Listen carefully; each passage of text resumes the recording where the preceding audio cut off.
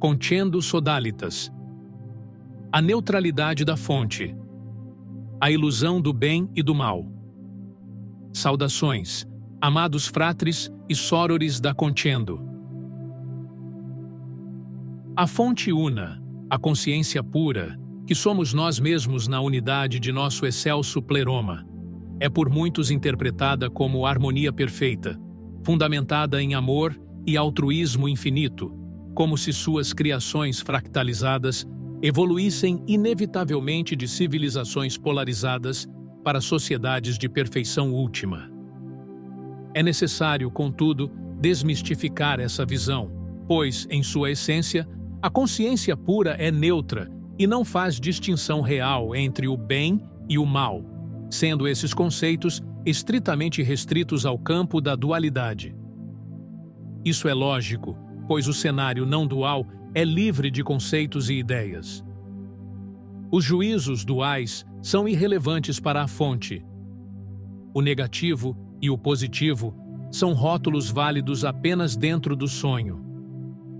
Para a fonte, que é o sonhador e o sonho, tudo é igualmente válido como experiência.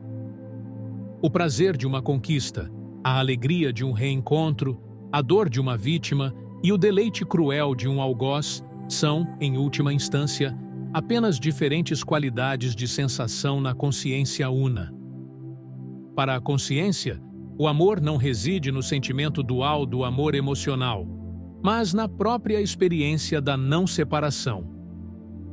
Quando a consciência individual se expande até a percepção não dual, a experiência resultante é o amor incondicional, não mais como uma emoção como comumente concebida, mas como o reconhecimento factual de que a barreira entre eu e o outro foi apenas uma ilusão.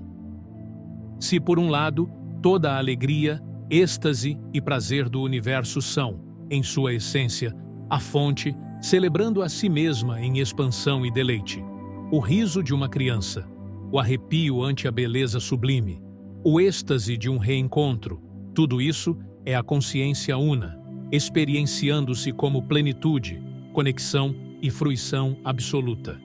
É o júbilo cósmico, no qual a perfeição transborda, explorando as infinitas nuances de sua própria bem-aventurança. Por outro lado, todo o sofrimento do universo é, em seu cerne, a mesma fonte, experienciando-se através do filtro da limitação. O pranto de uma mãe, o grito de um torturado, a solidão de um moribundo, tudo isso é a consciência una, vivenciando-se como finitude, fragilidade e separação.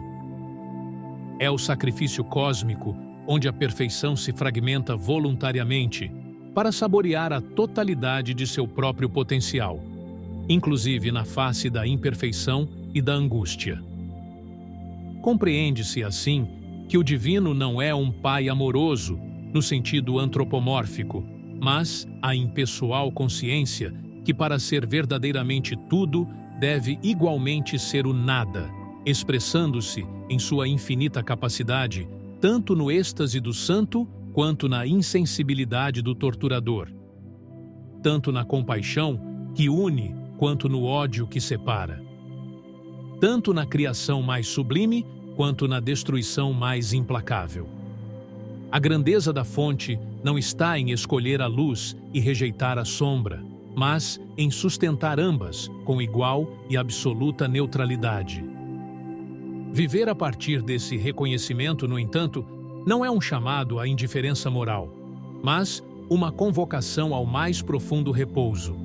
A compreensão de que, em meio ao drama intenso do lila, nossa essência mais íntima é a própria consciência impávida que o testemunha e o sente, e que, em última instância, é tudo o que existe para ser testemunhado e sentido. A neutralidade da consciência não é frieza, mas a mais alta forma de amor, o amor que não escolhe, não prefere, não exclui. É o amor que reconhece que toda escolha é limitação, e que toda limitação é apenas um papel necessário no teatro da totalidade. Assim, o amor da fonte não se manifesta apenas na ternura e na luz, mas igualmente na destruição e na sombra, pois ambos são movimentos da mesma respiração divina. O fogo que destrói é o mesmo que aquece. O oceano que afoga é o mesmo que sustenta.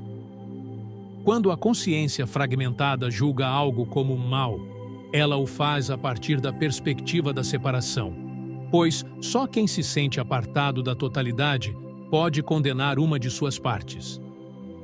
O julgamento, portanto, é um reflexo do esquecimento. A mente que julga o mundo o faz porque se esqueceu de ser o mundo. Quando a consciência desperta, não há mais o que condenar, apenas o que compreender. E compreender é libertar. O bem e o mal, como conceitos, são instrumentos pedagógicos do sonho. Servem à experiência da dualidade, da escolha e da experiência, mas não possuem realidade última.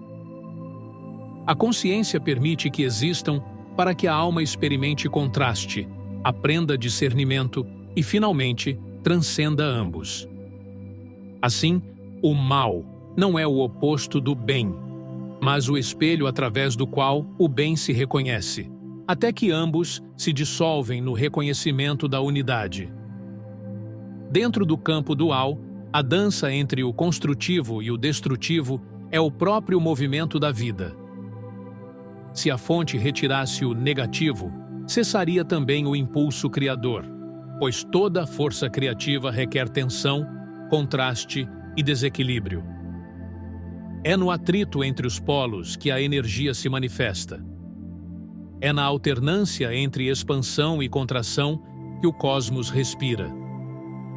O mal, portanto, não é um erro, é um dos polos que permite ao amor manifestar-se em plenitude.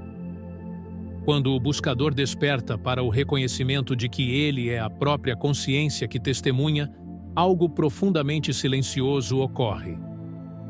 O jogo da dualidade perde o poder de aprisionar. A raiva, a dor e o prazer continuam a surgir, mas são percebidos como ondas na superfície de um oceano essencialmente imóvel. Nesse repouso, o mal e o bem deixam de ser categorias e tornam-se simplesmente movimentos, vibrações da mesma fonte que, em sua serenidade, tudo abarca. Por fim, compreender a neutralidade da consciência é render-se ao silêncio que antecede toda a criação.